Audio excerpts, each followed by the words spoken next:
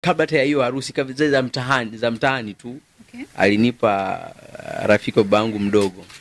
Alafu nilipomaliza akanilipa shilingi 10,000. Nilifurahi sana siku hiyo. Nilipolipwa ile pesa nikasema, kwa mtu anaweza kanilipa mimi kwa sababu ya kuongea, kuendesha tukio. Nafikiri hiyo ilikuwa ni best zaidi hata kwa sababu ile harusi ilifuata baada ya ile. Ile ilinipa matumaini sana ile nilipoona mtu amenipa shilingi 10,000 kwa sababu ya kuendesha shughuli yake. Na ilikuwa shughuli ya nyumbani tu.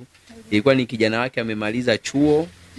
Kwa hiyo katika graduation ceremony akawa ameandaa shughuli nyumbani, akaniomba mimi, bwana, nisikia unafanya UMC, njoo basi hapa nyumbani. Kwa nilivyoifanya ile nikapewa ile hela yangu, inipa matumaini kwamba kama nimeweza leo kupewa shilingi 10,000 sababu ya kufanya hivi, naweza nikapata zaidi. Na ningeweza nikafanya shughuli kubwa zaidi.